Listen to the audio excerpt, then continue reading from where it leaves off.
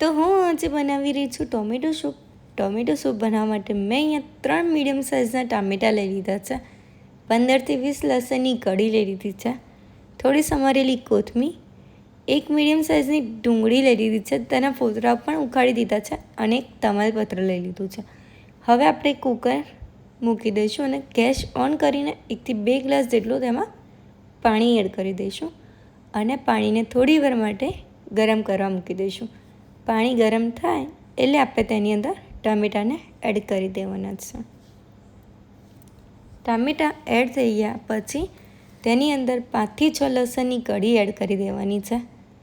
લસણની કળી એડ થઈ જાય એના પછી આપણે જે ડુંગળી લીધી હતી તેના પણ કટકા કરીને એડ કરી દેવાની છે. એટલે લસણ ડુંગળી સારી રીતે બફાઈ જાય એટલે આપણે ડુંગળીને પણ એડ કરી દઈશું. એના પછી આપણે કુકરને બંધ કરી દઈશું અને 3 થી 4 વિસલ વાગવા દઈશું. કુકરની સીટી થાય ત્યાં સુધી આપણે લસણને છીણી લઈએ, કાં તો તમે એના નાના નાના કટ પણ કરી શકો છો. અને અહીંયા લસણ છીણાઈ ગયું તો અહીંયા 4 વિસલ વાગી ગઈ છે અને ટામેટાને જોઈએ તો સરસ મજાના ટામેટાં બફાઈ ગયા છે. તો હવે આપણે તેને બાઉલની અંદર નીકાળી લઈશું. તો અહીંયા ડુંગળી અને લસણને પણ નીકાળી દેવાના છે. તો ટામેટાની છાલ સારી રીતે આસાનથી ઉખડી જાય છે એટલે સરસ મજાના ટામેટાં આપણા બફાઈ ગયા છે. લસણ ડુંગળી પણ સારી રીતે બફાઈ ગયા છે. હવે આપણે ટામેટાને લસણ ડુંગળીને મિક્સર જારની અંદર ક્રશ કરી લઈશું. તેના માટે મેં એક મિક્સર જાર લઈ લીધું છે. તેની અંદર ટામેટાં લસણ ડુંગળીને એડ કરી દીધા છે.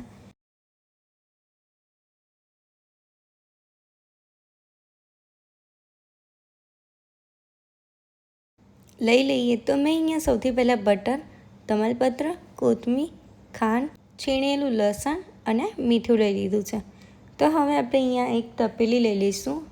લો ગેસની ફ્લેમ ઉપર આપણે તેની અંદર બટર એડ કરી દેવાનું છે. જો હાઈ ગેસની ફ્લેમ હશે તો આપણું બટર બળી જશે. તો લો ગેસની ફ્લેમ ઉપર બટર થઈ જાય એટલે આપણે તેની અંદર લસણ એડ કરી દેવાનું છે અને લસણ 2 થી 3 મિનિટ માટે સાતરી લઈશું.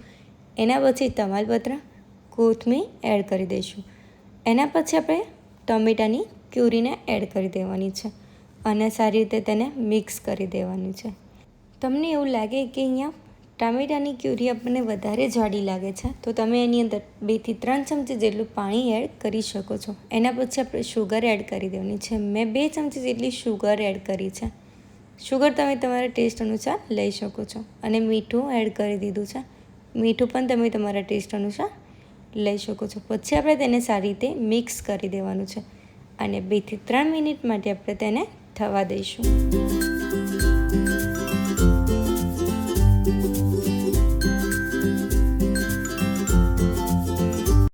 તો આપણો ટોમેટો સૂપ અહીંયા કમ્પ્લીટ થઈ ગયો છે. મેં અહીંયા એક બાઉલ લઈ લીધું છે. હવે આપણે તેની અંદર સર્વ કરી દેવાનું છે. તમે આની ઉપર મલાઈ પણ એડ કરી શકો છો. મેં અહીંયા મલાઈ એડ કરી છે. મલાઈ તમારી પાસે ના હોય તો તમે ક્રીમ પણ એડ કરી શકો. પછી આપણે થોડી સમારેલી કોથમીરને પણ એડ કરી દેવાની છે. તો અહીંયા સરસ મજાનો ટોમેટો સૂપ રેડી થઈ ગયો છે. તો તમને લોકોને મારી આજની આ રેસીપી કેવી લાગી? સારી લાગી હોય તો લાઈક, કમેન્ટ અને શેર કરજો. ચેનલમાં નવા હોય તો જલ્દીથી જલ્દી સબસ્ક્રાઈબ કરી દો. મળી એક નવી રેસીપી.